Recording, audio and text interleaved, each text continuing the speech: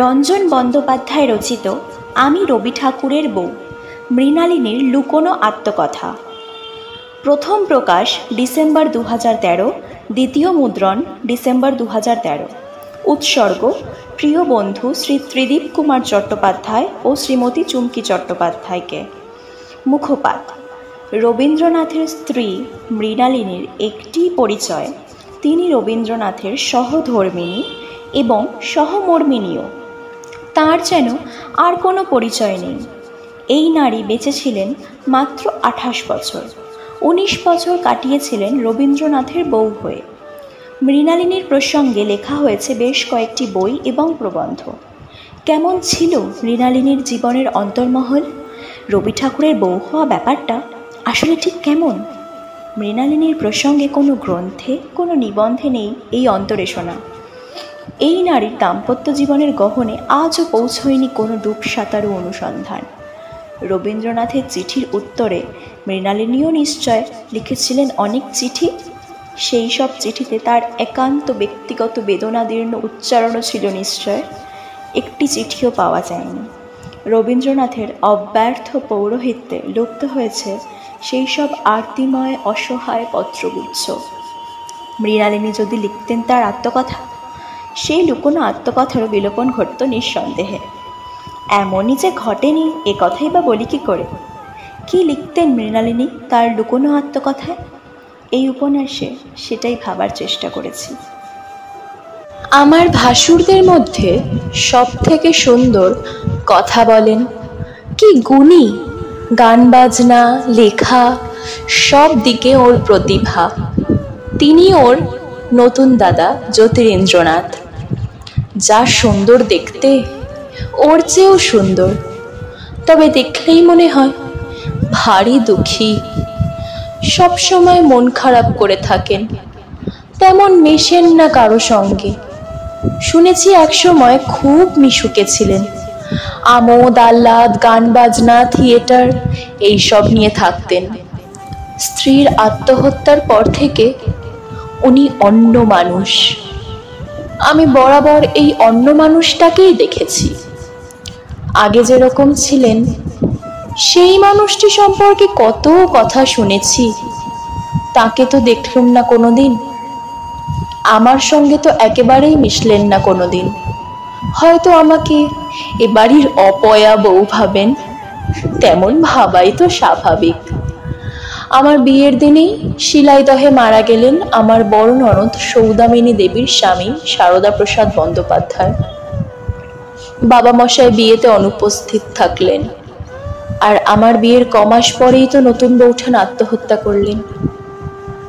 বরাবর একটা কথা আমার মনে হয়েছে, ছোট মুখে বড় কথা হবে, তাই কথাটা কাউকে বলতে পারিনি। কথাটা হলো, ওর নতুন দাদার যদি একটি সন্তান হতো, ওর বাকি জীবনটা অন্যরকম হতে পারত। কেন সন্তান হলো না? সবাই দোষ চাপালো নতুন বৌঠানের ঘাড়ে। এ ব্যাপারে মেয়ে মানুষেরই যেন যত দোষ, বরাবর দেখেছি। আমার ভাসুরেরও তো দোষ থাকতে পারত। কে বলবে? সে কথা ভাবাও অন্যায়। পরিবারের সবাই নতুন বৌঠানের দিকেই ঢিল ছুড়লেন। উনিও মনে মনে নিজেকে বাঁজা ভেবে অপরাধী করে ফেললেন। মনের কষ্ট কাকে জানাবেন? কষ্ট জানাবার একটিই লোক সারা পরিবারে, আমার স্বামী। আমার বিয়ের পরে নতুন বৌঠানের নিশ্চয় মনে হয়েছিল একমাত্র বন্ধু, তার প্রাণের রবি, সেও দূরে সরে গেল। নতুন বৌঠানকে দূর থেকে দেখতুম, কাছে গিয়ে তাকে চেনবার জানবার সুযোগ আর হলো কই। আমিও এলাম রবি ঠাকুরের বউ হয়ে, আর উনিও চলে গেলেন চিরদিনের জন্যে। তাছাড়া কাছে যাওয়ার সুযোগ হলেও 10 বছর বয়সে মাত্র মাস তিনেকের মধ্যে কতটুকুই বা বুঝতে পারতুম তাকে। শুধু এইটুকু মনে আছে, আমাকে উনি এতটুকু ভালোবাসতেন না। যদিও তার প্রিয় দেওরের জন্যে বউ পছন্দ করার দলের মধ্যে উনিও ছিলেন, উনি যেতে চাননি। নিশ্চয়ই এই কাজটি করতে ওর নানা কারণেই ভালো না লেগে থাকতে পারে। তবু গিয়েছিলেন। যেতে বাধ্য হয়েছিলেন বলেই মনে হয়। পিছনে ছিল বাবা মশাইয়ের কড়া আদেশ। অনিচ্ছা সত্ত্বেও গিয়েছিলেন বলেই হয়তো ধকল সহ্য করতে পারেননি। খুব অসুস্থ হয়ে পড়েছিলেন। আমাকে নিশ্চয় প্রিয়তম পুরুষ রবির বউ হিসেবে ওর পছন্দও হয়নি। ওর দেওরটির বিয়ে হয়ে যাক, এটাই তো উনি চাননি। আমি যদি সুন্দরী হতুম বা নিদেন পক্ষে কিশোরী, তাহলে নিশ্চয়ই আরো খারাপ লাগতো ওর। নেহাত বালিকা এবং রোগা ডিগডিগে একেবারে হেলা ফেলার যোগ্যা গ্রামের গরিব ঘরের মেয়ে, এই যা রক্ষে। কোথায় 25 বছরের সুন্দরী বিদুষী রবি ঠাকুরের প্রাণের মানুষ নতুন বৌঠান, আর কোথায় আমি 9 বছর 9 মাসের একরত্তি গ্রাম্য বালিকা। কোনো তুলনা হয় নাকি? আগেই বলেছি, আমার রবি ঠাকুরের বয়স তখন 23। 6 ফুট 4 ইঞ্চি লম্বা এক তরতাজা তরুণ। কি বলিষ্ঠ শরীর, কি বলবো। আর নতুন বৌঠান ছিপছিপে তরুণী। উনি যত ফর্সা, নতুন বৌঠান ততই শ্যামবর্ণ। কিন্তু কি যেন একটা কিছু নতুন বৌঠানের ভিতরে ছিল, বিশেষ করে ওর চোখে টেনে নেওয়ার শক্তি ছিল। উনি তো বলেন, নতুন বৌঠানের চোখ উনি কখনো ভুলবেন না। একদিকে এইরকম এক বৌদি, যাকে হাসলে ভারী সুন্দর দেখায়, যিনি তাকালে প্রাণে টান লাগে, যাকে দেখলেই অন্যদের থেকে অন্যরকম মনে হয়, আমার ভাষা নেই যে বোঝাই ঠিক কি রকম। আর একদিকে আমি, বছর 10-এর ম্যাড়ম্যাড়ে গ্রামের মেয়ে। তবু আমি রবি ঠাকুরের বউ। আর নতুন বৌঠান কেমন যেন ম্লান ছায়ার মতো একটা মানুষ। একদিন উনিই আমাকে বললেন, ছোট বউ, নতুন বৌঠান কিন্তু একদমই এরকম ছিলেন না, কমাসের মধ্যে এরকম হয়ে গেছেন। কিরকম ছিলেন উনি? জিজ্ঞেস করলুম আমার রবি ঠাকুরকে। উনি বললেন, সে তুমি বুঝবে না, নাগপাশের মতো। যখন প্রথমবার বিলেত থেকে ফিরে এলুম, নতুন বৌঠানের সঙ্গে দেখা হলো, তখন তো মনে হয়েছিল আবার আমার বাংলাদেশ, সেই ছাদ, সেই চাঁদ, আর সেই দক্ষিণে বাতাস, আর সেই নতুন বৌঠান। মনে হলো নাগপাশের দ্বারা জড়িত বেষ্টিত হয়ে চুপ করে বসে থাকতে চাই, আর কিচ্ছু চাইনে। কি সুন্দর কথা বলেন বলুন তো আমার রবি ঠাকুর। এরকম কথা আর কাউকে বলতে শুনিনি কখনো। উনি কবি মানুষ, অনেক কিছুই কল্পনা করে নেন, যা ঘটে না তাও, যা অতি সাধারণ তার মধ্যেও অসাধারণ কিছু অনুভব করে গান লিখে ফেলতে পারেন। এই যে উনি বলতেন নতুন বৌঠান নাগপাশের মতো, বিলেত থেকে ফিরে উনি সেই নাগপাশে জড়িত বেষ্টিত হয়ে বসে রইলেন। আমার মনে হচ্ছে এই সবই ওর কল্পনা। নতুন বৌঠান তো কোনোদিন আমার কাছেই আসেননি, কখনো কাছে ডাকেননি। ভালোবেসে আদর করা, জড়িয়ে টড়িয়ে ধরা তো দূরের কথা। আমাদের পাড়াতে দুপুরবেলা ডাক দিয়ে কত খেলনা বলা যেত, কৃষ্ণনগরের পুতুল, রান্নাবাটি, হাঁড়িকুড়ি, কত সব। একটা খেলনাও তো কিনে দিতে পারতেন নতুন বৌঠান, কোনো দিন দেননি। আমার জন্যে বিয়ের পরেই অনেক খেলনা পাঠিয়েছিলেন বাবা মশাই। ছেলের বিয়েতে উনি আসেননি বটে, কিন্তু আমার জন্য খেলনা পাঠাতে ভোলেননি। আমার বিয়ের 3 মাসের মধ্যে আমি নতুন বৌঠানকে যতটুকু বুঝতে পেরেছিলাম, ওই বয়সে কী বা বোধ বুদ্ধি আমার, তবুও যতটুকু বুঝেছি মনে হয়েছে তিনি একেবারেই খোলামেলা মানুষ নন, কেমন যেন নিজের মধ্যে সিঁধিয়ে যাওয়া মানুষ। আমার পরে মনে হয়েছে, পরে মানে যখন আমি ছেলেপিলের মা হলুম, রীতিমতো সংসারী হয়ে উঠলুম, তখন বুঝতে পারলুম নতুন বৌঠানের পায়ের তলায় কোনো মাটি ছিল না। এই সংসারে কোনো দিন উনি হালে পানি পাননি। যদিও সংসারের পুরুষ মহলে ওর হঠাৎ বেশ কদর হয়েছিল, সেটাও অনেকটাই অবশ্যই আমার স্বামীর জন্যেই। স্বয়ং রবি ঠাকুর ওকে কতগুলি বই পরপর উৎসর্গ করলেন। আর কি ভাষায় সেই সব উৎসর্গ স্পষ্ট করে বলছেন না, কিন্তু নতুন বৌঠানকে দিলুম। প্রকৃতির প্রতিশোধ উনি উৎসর্গ করেছেন শুধু এই কথা লিখে, তোমাকে দিলাম। তারপর শৈশব সঙ্গীত বেরোলো, উনি উৎসর্গ করলেন নতুন বৌঠানকেই, লিখেছেন তোমাকেই দিলাম। এসব আমি আগে কিছুই বুঝিনি। এসব যে একটা ভাববার ব্যাপার তাই মনে আসেনি কখনো। অনেক পরে সব বুঝলাম। তখন তো নতুন বৌঠান নেই, কিন্তু নেই বা বলি কি করে?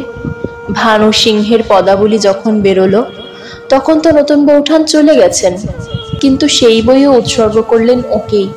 কি বললেন? বললেন ভানু সিংহের কবিতাগুলি ছাপাতে তুমিই তো অনুরোধ করেছিলে, তোমার সেই অনুরোধ তখন পালন করিনি, আজ সেই বই ছাপিয়েছি, কিন্তু তুমি আর দেখতে পেলে না। 6 বছর পরে মানসী প্রকাশিত হলো। উনি উৎসর্গপত্রে লিখেছেন, তব করে দিন তুলি সর্বশ্রেষ্ঠ প্রাণের প্রকাশ। কার হাতে স্পষ্ট করে বললেন না, আমার হাতেও তো হতে পারত। মানসী যে বছর বেরোলো সে বছর আমাদের বিয়েরও 7 বছর হলো, কিন্তু তার সর্বশ্রেষ্ঠ প্রাণের প্রকাশ তিনি যার হাতে তুলে দিলেন তিনি নতুন বৌঠান। সবাই বুঝলো, আর আমি বুঝবো না? 7 বছর আগে নতুন বৌঠান চলে গেছেন, তবু তিনি তখনও আছেন ওর সমস্ত মন প্রাণ জুড়ে। আমি থেকেও নেই। ঠিক মনে নেই, আরও বোধহয় বছর 6 পরে ছাপা হলো ওর বিখ্যাত কবিতার বই চৈতালি। আমি তখন ওর 5 ছেলে মেয়ের মা।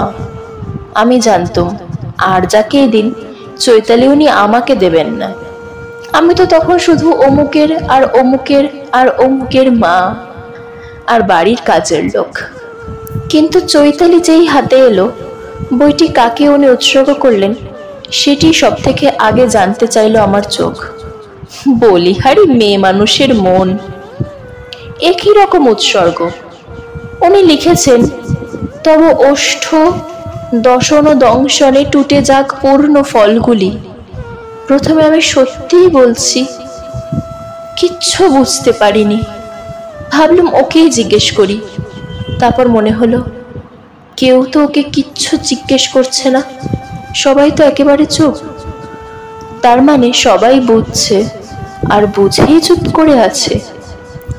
সবাই যা বুঝছে আমি বা বুঝবো না কেন? দশন দংশন ছাড়া আর তো কোনো শক্ত কথা নেই।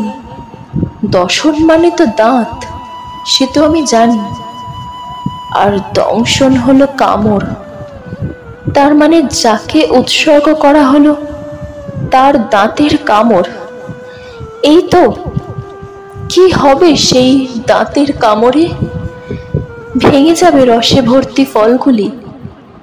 সেই রসে ভর্তি ফলগুলি কি নয় চৈতালির কবিতা? তখনই মনে এলো একদিন উনি আমাকে বলেছিলেন নতুন বৌঠানকে হাসলে ভারী সুন্দর দেখাতো। ওর দাঁতগুলি ভারী সুন্দর ছিল তো। আমি উৎসর্গের এই কথাগুলির দিকে অনেকক্ষণ তাকিয়ে রইলেন। বুঝবার আর কিছু বাকি থাকলো না আমার। এক সময় ঠাকুর বাড়িতে যে গান বাজনা সাহিত্য নিয়ে আলোচনা এইসব হতো, তার মাঝখানে ছিলেন আমার মেজোজা জ্ঞানদানন্দিনী। খুব দাপট ছিল তার। সব বদলে দিলেন ওর নতুন দাদার বন্ধু বিহারীলাল চক্রবর্তী। উনি জোড়াসাঁকোর বাড়িতে এলেন জ্যোতিরিন্দ্রনাথের বন্ধু হিসেবে, এবং যাকে বলে উড়ে এসে জুড়ে বসলেন। বিহারীলাল ছিলেন খুব নাম করা কবি। নতুন বৌঠান নাকি ওর কবিতা বিশেষ পছন্দ করতেন। আর বিহারীলালও ক্রমে এ বাড়িতে ঘন ঘন আসতে শুরু করলেন নতুন বৌঠানের জন্যে। নতুন বৌঠানের উদ্দেশ্যে কবিতা লিখতে লাগলেন। তাকে সেগুলি পড়ে শোনাতেন। শুনেছি ভালোবাসার কবিতা। বিহারীলাল চক্রবর্তীর মতো কবি যে মেয়ের জন্য কবিতা লেখেন, যে মেয়েকে সেই সব কবিতা পড়ে শোনাবার জন্যে আমাদের বাড়িতে আসেন, যে মেয়ে ক্রমেই হয়ে ওঠে তার প্রাণের মানুষ, সেই মেয়ে ক্রমে এ বাড়ির গান বাজনা, সাহিত্য এসব নিয়ে আসরের প্রধান হয়ে তো উঠবেনই। আড়ালে সরে গেলেন জ্ঞানদানন্দিনী। তিনি তো চলেই গেলেন এ বাড়ি থেকে। আমি বেশ বুঝতে পেরেছিলাম নতুন বৌঠানকে তিনি ঈর্ষা করতেন। যাই হোক, আমার তো মনে হয় বিহারীলালের ভালোবাসাই নতুন বৌঠানকে জোড়াসাঁকোর ঠাকুর বাড়ির নায়িকা করে তুলল। তখন কোথায় আমার বর রবি ঠাকুর? তিনি তখন নিতান্ত নাবালক।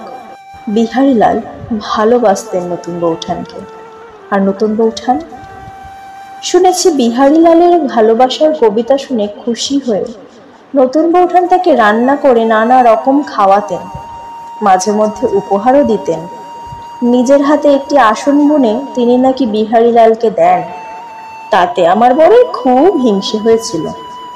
আর আমার বর খুব দুঃখ পেত যখন নতুন বৌঠান ওকে বলতেন, ঠাকুরপো, তুমি কোনোদিন বিহারীলালের মতো ভালো কবিতা লিখতে পারবে না।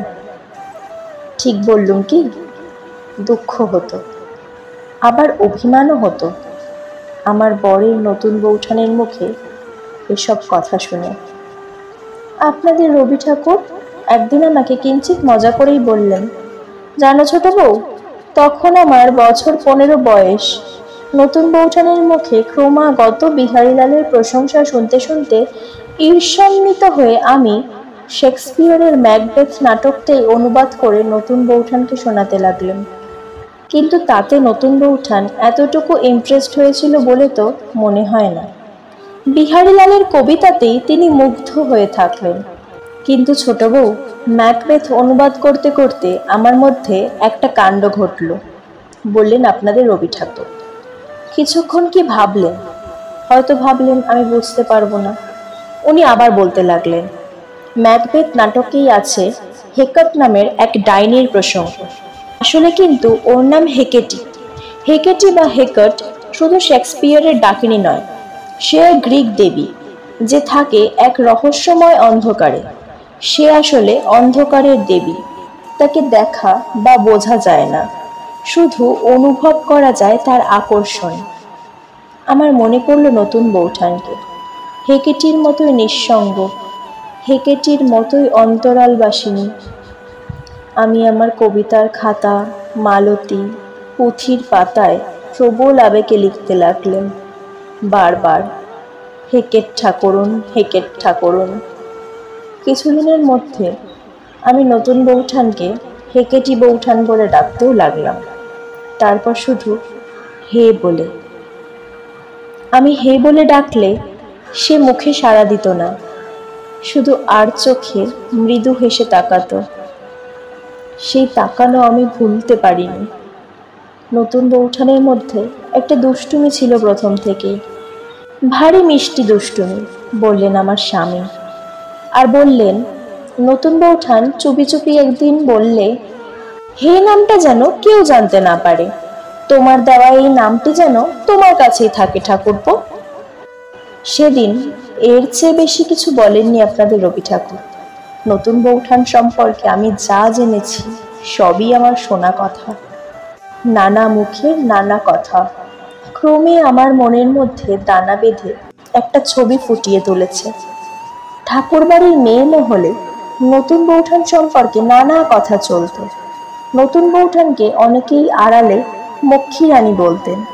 নিজের কানে শুনেছি সে কথা।